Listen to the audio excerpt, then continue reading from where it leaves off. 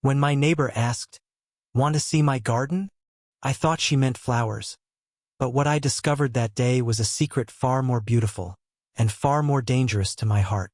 I still remember the first time the invitation slipped from her lips, casual and light as though it meant nothing at all. She was my neighbor, 42, graceful in a way that never demanded attention but quietly commanded it anyway. There was something about the way she carried herself. Shoulders straight, movements unhurried, as if time bent itself around her.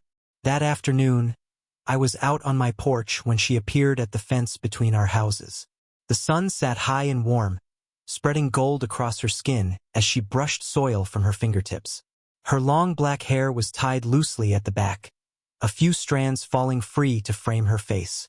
She smiled, gentle, knowing, the kind of smile that holds more than words, and said, "Want to see my garden?" At first, it sounded like such an ordinary question. A neighborly gesture, polite and simple. But the way she tilted her head, the soft flicker in her eyes, made it feel like something more. I caught myself hesitating, my mind spinning faster than my voice. Why was my chest tightening at a simple invitation? I finally nodded, my voice barely steady, and stepped closer. She turned, leading the way through the wooden gate. For a moment, I simply followed, watching the way sunlight played along her hair, catching glimmers of silver hidden within the black. She didn't hide them. She wore them the way she wore everything, with quiet confidence, with a grace that made age look like an honor, not a burden. Her backyard stretched wider than I expected, enclosed by tall hedges that seemed to shut out the rest of the world. The air smelled faintly of roses and lavender, mingled with the earthy sweetness of damp soil. She moved easily across the path of stepping stones, gesturing with one hand toward a row of tulips just beginning to bloom. I tried to pay attention to her words, the little stories she shared about planting and pruning, but truthfully, my focus kept drifting back to her. The way she spoke, unhurried and certain. The way her blouse clung just enough to suggest her curves but hung loosely enough to keep her modest. The way she glanced back at me every few steps, as though checking to make sure I was still there. And I was there, more present than I'd been in weeks. My senses sharpened in her presence. The sound of birds hidden in the branches above, the warmth of the sun sinking into my shoulders, even the faint brush of her sleeve when the path narrowed and we walked closer. Each detail rooted itself into me, refusing to be forgotten. I told myself it was only kindness, neighborliness, nothing more. But deep inside, I knew this moment was the start of something different, something I didn't yet have the words for, because it wasn't really the flowers she was showing me. It was something hidden, something quiet, something I wasn't sure I was ready to see. And yet, I followed her deeper into the garden. The next afternoon, I found myself glancing more often than usual toward the weathered wooden gate that separated my yard from hers. Every time I passed the window, the faint rustle of leaves or the flash of her wide-brimmed straw hat caught my attention. It felt strange, how quickly her invitation had rooted itself in my thoughts. I tried to dismiss it as simple neighborly curiosity, but deep down, I knew it was more. When I finally stepped through her garden gate, it was like entering another world. The air shifted immediately, cooler and scented with lavender and damp earth. Sunlight spilled between vines that climbed up trellises, dappling the stone path beneath my feet. Rows of roses, some in full bloom and others just budding, lined the walkways like guardians of her secret sanctuary. A small fountain trickled gently in the distance, its sound blending with the faint hum of bees. She stood near the fountain, pruning shears in hand, her focus intent on a rose bush heavy with blossoms. For a moment, she didn't see me. The late light softened around her, outlining her figure in gold. Her movements were deliberate, tender, as if each flower deserved her full attention. It was an intimacy I wasn't expecting, watching her care for these plants as though they were extensions of herself. When she finally looked up, her smile carried the warmth of sunlight itself. "You came," she said simply, as though my presence meant more than just a polite visit. She brushed a strand of hair from her cheek with the back of her hand, leaving a faint trace of soil on her skin. I nodded, suddenly aware of how out of place I felt in her world of blooming life. "It's beautiful," I managed, my voice quieter than I intended. "Wait until evening," she said, gesturing for me to follow. "That's when the jasmine opens. The air changes. You'll see." As we walked the winding path together, she pointed out her favorites. A cluster of lilies that reminded her of her late mother, herbs she used for tea, and a stubborn vine she swore had a mind of its own. Her voice carried a mix of pride and nostalgia, and I listened, drawn in by the way her stories wove themselves into the soil beneath our feet. At one point, she stopped and bent to pick a sprig of rosemary. She held it out to me, her fingers brushing against my palm as I took it. The touch was fleeting, accidental perhaps, but it lingered like the fragrance of the herb itself, sharp yet strangely comforting. I wanted to ask why she invited me, why she opened this part of her life to someone like me, but the words never formed. Instead, I let the silence stretch, filled by birdsong and the gentle rhythm of our steps. And as the sun began its slow descent, painting the sky in shades of amber and rose, I realized something. Her garden wasn't just a collection of plants. It was her refuge, her truth, and maybe, just maybe, the place where something unexpected between us could quietly begin to grow. By the time the sun dipped low and shadows stretched across the garden, the air had shifted, just as she promised. The scent of jasmine grew heavier, sweeter, almost intoxicating. Each breath carried with it a strange kind of calm, as if the night itself had been softened by the blooms. She walked slightly ahead of me, her hand grazing the tops of flowers as though she was listening to them, not just touching. The brim of her hat was gone now, tucked somewhere by the fountain, and her hair, though a little mussed from the day, framed her face with a natural elegance. She stopped beneath an archway of climbing vines, pausing as though deciding whether to let me into another hidden corner of her world. "This part," she said softly, "is best at night. The flowers change when the light fades. It's as if they wait for the quiet to reveal themselves." Her words struck me. I wasn't sure if she was only talking about the blossoms. Something in her tone carried weight, the kind of truth spoken by someone who had waited long for someone to notice. We stood there in the dim light, the faint glow of lanterns she had strung between branches flickering gently. The world outside her garden felt distant, irrelevant. For a long moment, silence wrapped around us like a blanket. I felt the urge to speak, to ask her something real. "You spend a lot of time here," I said, my voice almost breaking the spell. She gave a small, knowing smile. "It's the only place where I don't feel out of place. Gardens don't judge. They just ask you to care for them." There was vulnerability in her words, a quiet admission that carried more than she intended. She shifted her gaze to the ground, and for the first time since I'd met her, she seemed uncertain. I wanted to bridge the distance. Slowly, I reached out and let my hand rest lightly against the wooden arch between us, close enough that she could feel my presence without forcing it. She looked up then, and her eyes caught the lantern light, deep, steady, but with a flicker of something fragile. "Sometimes," she continued, her voice barely above a whisper, "I think people forget that I'm still here, that I'm still growing." Her honesty hit me harder than I expected. I could feel the rawness behind it, the longing to be seen not as someone fading into the background of life, but as someone who still bloomed with quiet beauty. I stepped a little closer, careful not to break the fragile balance of the moment. "I don't think anyone could miss you," I said softly. Her lips curved into a faint smile, not of amusement but of relief. She didn't answer, but she didn't need to. Her hand brushed lightly against mine on the archway, a touch so subtle it could have been mistaken for accident, except it wasn't. The jasmine thickened in the night air, and for the first time, I understood what she meant. Some things don't reveal their true selves until the world grows quiet. The garden might have been timeless, but eventually the night's coolness began to settle across the air. She wrapped her arms around herself lightly, not shivering exactly, but carrying the subtle poise of someone who knew when a day was ready to close. "Come inside," she said with a gentle tilt of her head. "You'll catch a chill out here." Her house felt instantly different from the garden. Not chaotic, not cluttered, but full of lived-in warmth. The faint aroma of lavender drifted through the hallway, mingling with the woodsy scent of the garden that still clung to her dress.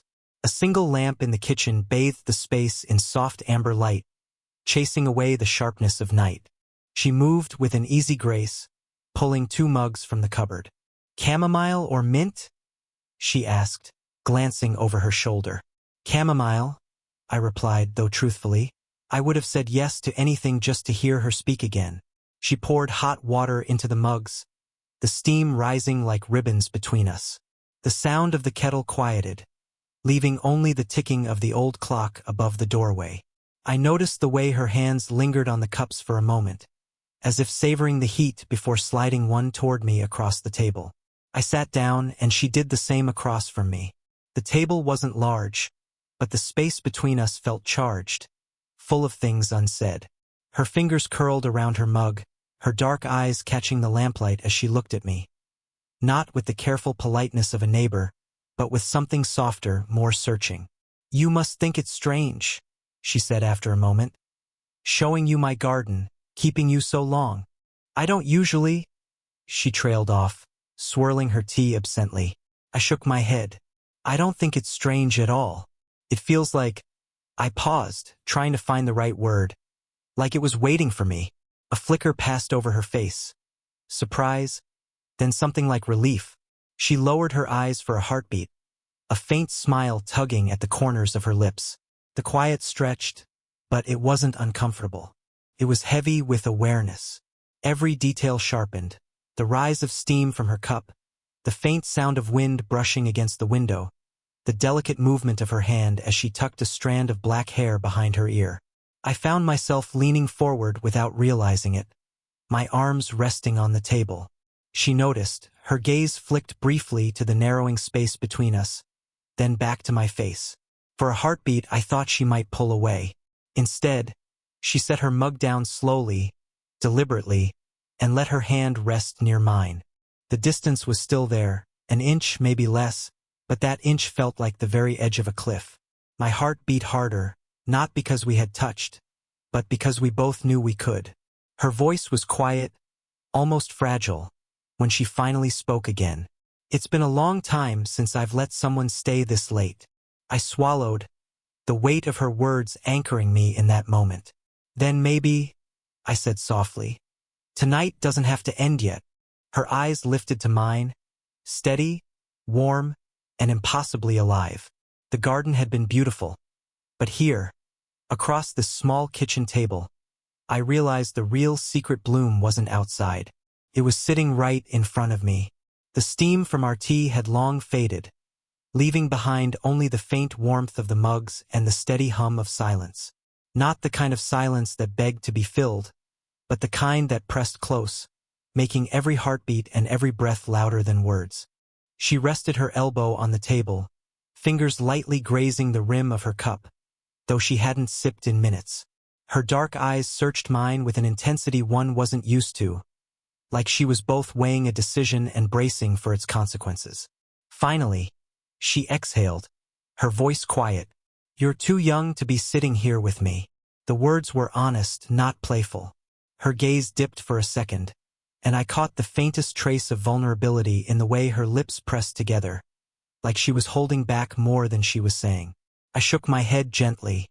"Maybe, but I've never felt older than I do right now." Her laugh came soft, short, and tinged with disbelief, but it wasn't mocking. It was the laugh of someone who wanted to believe but didn't trust herself to. She leaned back in her chair, her shoulders loosening as though she'd been carrying something heavy for a long time. "I've built walls, you know. Years of them. People see the garden, the smile, the neighbor who waves politely, and they never look past it. Maybe they don't want to." I leaned forward, my palms open on the table. I looked past it. Her eyes flicked to my hands, and something in her shifted. She reached across, hesitated an inch from my fingers, then let her hand rest gently over mine. Her skin was warm, her touch feather-light at first, as if testing whether I would pull away. I didn't. I let the moment hold, the quiet contact speaking louder than anything either of us could have said. Her thumb traced a slow, uncertain line against my knuckles. It was a small gesture, but it carried with it the weight of unspoken things. Loneliness, longing, and the fragile courage of letting someone close. For a moment, she closed her eyes. "I shouldn't," she whispered almost to herself, but her hand didn't move. The room felt smaller then, the lamplight wrapping us in its amber glow. I could hear the tick of the clock, the faint whistle of wind against the windows, but everything else seemed to fall away. There was just her hand in mine, steadying and shaking me all at once. I wanted to bridge the distance, to close the inch that had haunted us since the garden. But I didn't rush. Instead, I turned my hand beneath hers, threading my fingers with hers, feeling the soft strength of her grip. Her eyes opened again, meeting mine. This time she didn't look away. There was no laugh, no retreat, only quiet acceptance. The air between us throbbed with tension, but it wasn't a dangerous tension. It was the kind that promised something tender, something real. She gave my hand a small squeeze, as if anchoring herself. "You don't know what you're asking for," she said softly. I smiled faintly, my voice low. "Maybe I don't need to know. Maybe I just need to be here." Her lips curved then, slow and uncertain, but genuine. And in that simple exchange, her hand holding mine, we both knew something had shifted. The walls she had carried for years had cracked, just enough to let me in. The kitchen lamp hummed faintly, the only sound between us as her fingers rested in mine. The quiet wasn't empty anymore. It carried weight, like a thread stretched taut and trembling between two people afraid to break it. She was the first to move. Her hand slipped free only to rise, brushing a strand of hair away from her face. The gesture was simple, but the way she avoided my eyes told me she was retreating into thought, building her walls again. I didn't want to lose what we'd found, that fragile moment when her guard had finally lowered. So I stood, slowly, circling the table. She looked up at me then, surprise flashing across her face, though she didn't move away. Standing beside her chair, I hesitated, unsure if closeness was welcome. But she shifted slightly, her body angling toward me, a silent permission. I bent, not rushing, and placed my hand gently on her shoulder. The warmth of her skin seeped through the thin fabric of her blouse, grounding me. She tilted her head, her dark eyes lifted toward mine, and for a long moment neither of us spoke. The unspoken words gathered in the air, heavy, inevitable. "Why are you here?" she whispered finally, her voice a mix of confusion and yearning. I swallowed, my thumb brushing lightly against her shoulder. "Because I can't seem to stay away." Her breath caught. Not loudly, not dramatic, but enough that I felt it ripple through her. And then, with a slowness that nearly unraveled me, she stood, closing the space between us. Her arms lifted, uncertain at first, then wrapped around me. Her cheek rested against my chest, the crown of her head beneath my chin. I froze for half a second, overwhelmed by the sudden intimacy, before letting my arms settle gently around her waist. She was warm, softer than I imagined, but it wasn't the physical closeness that undid me. It was the way she clung, not tightly, but with a kind of vulnerability that spoke of how long it had been since she'd let herself lean on anyone. The steady beat of her heart pressed faintly against my chest. I closed my eyes, letting the rhythm sink into me, each thump a quiet reminder that this wasn't a dream. Her fingers curled into the fabric of my shirt, holding me just enough to say, "Don't move yet." I didn't. I stayed still, breathing in the faint lavender scent that seemed to follow her everywhere. The scent that had clung to her garden, her home, her very presence. When she finally pulled back, her hands lingered at my sides, sliding down until her palms rested lightly against my arms. She looked up, her expression unreadable, torn between apology and desire. "I told myself I wouldn't let this happen," she said softly, a waver in her voice. I reached up, brushing a thumb against the line of her jaw, the gesture instinctive. "Then don't tell yourself anything tonight." For a moment, she simply looked at me, her lips parted, her eyes shining with a depth I couldn't decipher. Then she leaned forward, not quite closing the gap, but enough that I could feel her breath mingle with mine. The world seemed to tilt, caught between hesitation and surrender. Her hand rose, fingers brushing the side of my neck, and my pulse surged at her touch. We didn't kiss.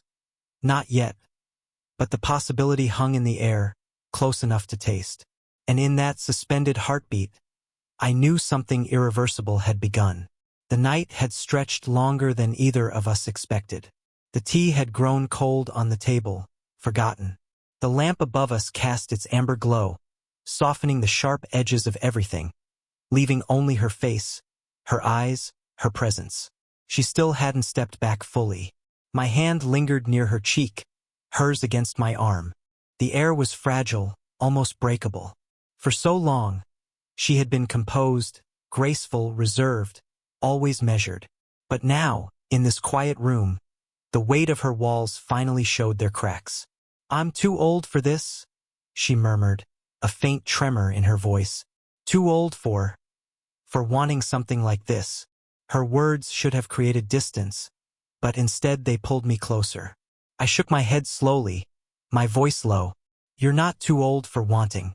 You're just not used to being wanted back." Her eyes glistened at that, and she drew in a sharp breath. A silence followed, heavy but full of meaning. Then she let out the softest laugh, almost shaky, as though surprised by herself. "You don't know what you're doing to me." I smiled faintly, my thumb brushing once more across her jaw, light as a whisper. "Maybe I don't need to know. Maybe I just need to be here." She closed her eyes at those words, her shoulders loosening, her lips parting slightly in surrender. And when she opened them again, the hesitation was gone. She leaned in, bridging the last inch that had hovered between us all evening. Her lips pressed against mine, slow, searching, tender. Not the hurried kiss of impulse, but the careful, trembling kiss of someone rediscovering what it means to feel. Her hand cupped the back of my neck, steadying herself, while mine slipped around her waist, drawing her just close enough to feel the warmth of her body melt into mine. The kiss lingered, unhurried. It wasn't about passion. It was about release, about the quiet breaking of barriers that had stood for too long. When she finally drew back, her forehead rested lightly against mine, her breath uneven. Her lips curved into a smile that carried both relief and wonder. "I can't believe I just did that," she whispered. I laughed softly, brushing a strand of hair from her face. "Neither can I, but I'm glad you did." Her hand remained on my chest, right over my heartbeat. She looked at me like she was seeing something she hadn't dared to before. Possibility, connection, maybe even hope. The clock ticked on, the night deepened, but the moments stretched endlessly. She gave a small shake of her head, still smiling. "You came here to see my garden, and somehow, you found the part of me I keep hidden." I tightened my arms around her, pulling her gently against me once more. Maybe that's the most beautiful part of all. And in that embrace, in the warmth of her touch, in the quiet acceptance in her eyes, I knew the secret bloom wasn't the roses or the lilies outside. It was her heart, finally daring to open and letting me in. If this story touched you, don't forget to like this video and subscribe for more heartfelt age gap romances that unfold slowly and beautifully. Share your thoughts in the comments. I'd love to know which moment moved you the most. And if you want more stories like this, turn on the notification bell so you never miss when the next one blooms. Cherry Blossom.